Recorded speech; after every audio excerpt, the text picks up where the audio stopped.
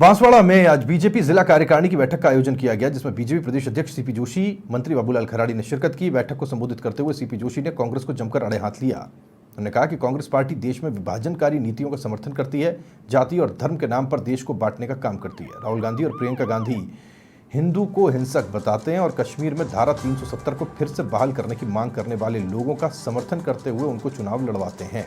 वहीं जनजातीय विकास मंत्री बाबूलाल खराड़ी ने बीजेपी पर प्रहार करते हुए कहा कि ये पार्टी वागड़ क्षेत्र में जनजातीय वर्ग को आपस में बांटने का काम कर रही है, युवाओं को गुमराह कर रही है। आदिवासी आदिकाल से हिंदू था और आगे भी हिंदू रहेगा। हम भील प्रदेश की मांग को खारिज करते हैं। विधानसभा में उठी 8 लीटर शराब की मांग को लेकर कहा कि हम इसके पक्ष में नहीं हैं।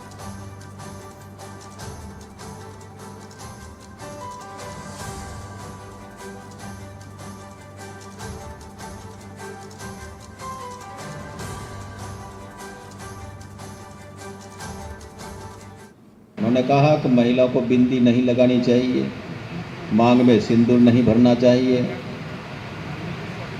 तो फिर क्या करेगी महिला, ये तो बताओ। महिला को क्या करना चाहते हो? क्या चूड़ियां भी निकाल ले? किस दिशा में ले जाना चाहते हो भाई बहनों? तो हम कहते हैं दारू मत पियो। दारू से हमारा मस्तिष्क बिगड़ा, मन बिगड़ता है, आदमी ठीक से नहीं सोचता है और वो दारू पीला करके और इस व्यसन में, नशे की लत में धकेल करके उसको बर्बाद करना चाहते हैं। भाइयों बहनों, हमको समझना पड़ेगा। इनका लक्ष्य ये है, इनको आगे बढ़ाना का लक्ष्य नहीं है।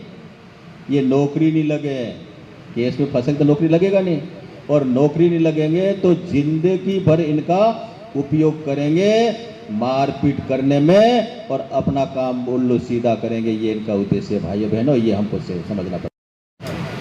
तुम किसकी औलाद हो? अपने पूर्वज क्या करते थे तुम बताओ?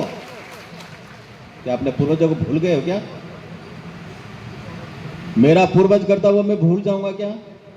अरे हमारे पूर्वज तो राम राम करते हैं, जय गुरु करते हैं, जय सीताराम करते हैं, जय श्री कृष्ण करते हैं। तुम क्या कर रहे हो? वो आज हमको बात उपदेश दे रहे हैं।